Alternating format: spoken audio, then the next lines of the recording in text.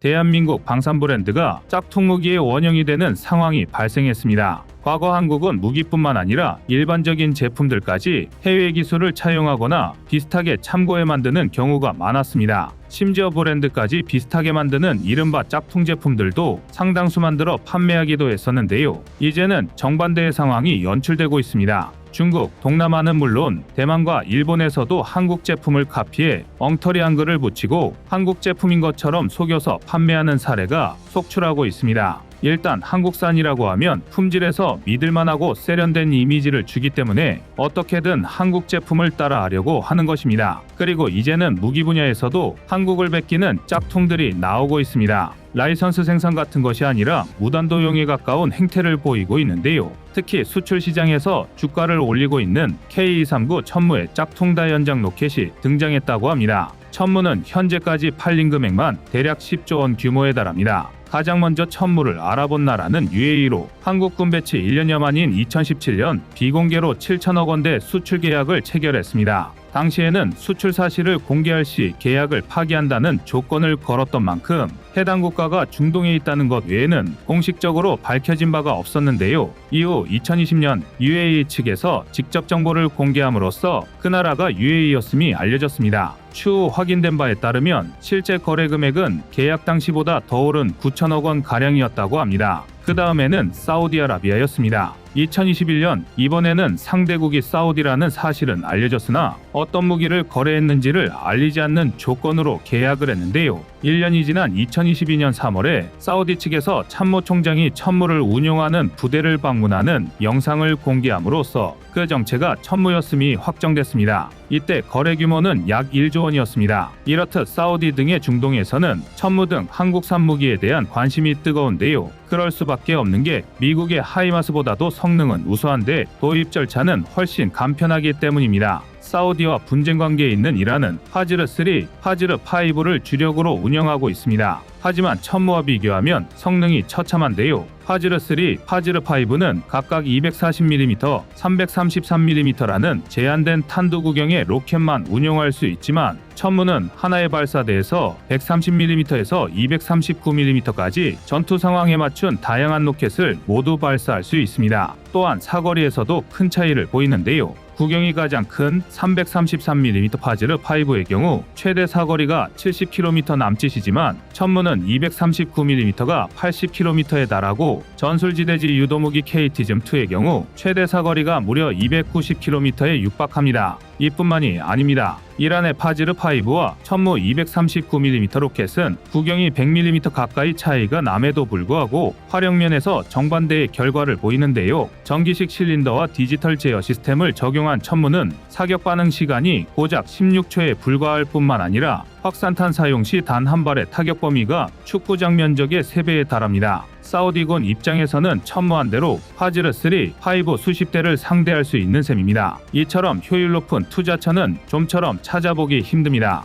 그리고 2022년 잘 알려졌다시피 폴란드가 천무를 구매합니다. 폴란드는 자국에서 개발한 차체에 천무의 로켓 포드를 결합하는 방식으로 천무를 구매했는데 천무 완제품이 아닌 일부를 구매한 것임에도 그 거래 규모가 무려 7조 8천억 원에 달했습니다. 이렇게 구매를 확정한 나라들은 한양 역시 지속적으로 구매하게 되므로 지금까지 세계 국가에서 천무가 벌어들인 금액은 못해도 10조는 넘을 것으로 예상됩니다. 뿐만 아니라 현재 천무 도입을 검토 중인 노르웨이나 루마니아 등의 국가 역시 결코 작지 않은 규모로 구매할 것으로 여겨지는 상황입니다. 현재 폴란드는 첫 인도가 시작된 지 불과 한 달여 만에 11대에 달하는 천무를 인도받고 한꺼번에 실전 배치할 준비를 하고 있는지라 도입을 고민하는 국가들 입장에서는 그 납품 속도의 입을 다물지 못하고 있는 상황입니다. 어떻게 보면 이것이야말로 유일무이의 품격이라고 말할 수 있을 것입니다. 이렇게 천무가 다연장 로켓 시장에서 활약을 보이자 다른 나라들도 천무의 아성에 도전하고 심지어 베끼려는 시도까지 하고 있습니다. K239 천무 다연장 로켓은 한국이 2009년부터 개발해 2015년 실전 배치한 무기입니다.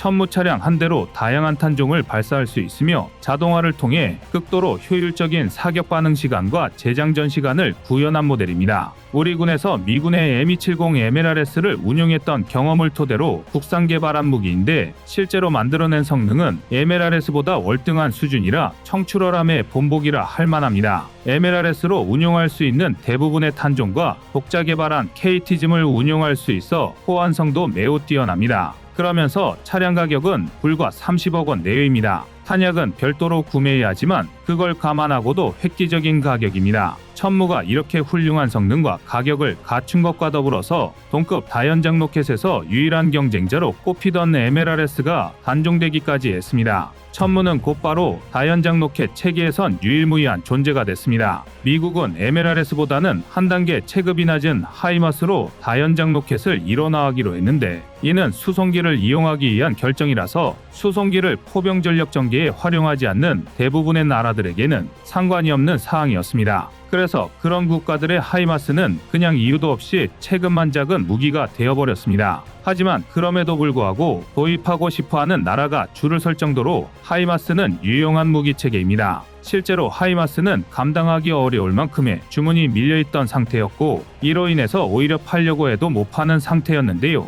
여기서 수출 시장의 혜성처럼 나타난 것이 한국의 천무입니다. 작은 체급을 감안하고 사야 했던 하이마스와 달리 천무는 단종된 MLRS와 거의 같은 체급이었고 성능은 오히려 더 뛰어납니다. 뿐만 아니라 한국방산 특유의 철저한 납기 준수와 빠른 인도도 큰 장점입니다. 그래서 천무는 MLRS의 수요를 전부 흡수한 데다가 하이마스의 수요 일부까지도 빼앗아오며 이미 수조 원의 판매 실적을 올렸습니다. 앞으로의 전망도 밝습니다. 이렇게 잘 나가다 보니 이미 천무를 따라하려는 카피캣이 속속 등장하는 상황인데요. 우선은 튀르키예가 만든 TRG입니다. 주력 로켓으로는 TRG-230을 사용하며 사거리는 20에서 70km입니다. GPS나 레이저를 통한 유도 기능이 있으며 일반적인 고폭탄두와 집속탄과 비슷한 효과를 내는 에어버스트 텅스텐 탄두를 탑재할 수 있습니다. 다른 탄종으로는 에이테크მს와 비슷한 역할을 하는 610mm 보라와 122mm 로켓, 300mm 로켓이 있습니다. TRG는 튀르키예가 그동안 T-12 사카리아를 운용하면서 느낀 한계를 개선해서 반영한 무기입니다.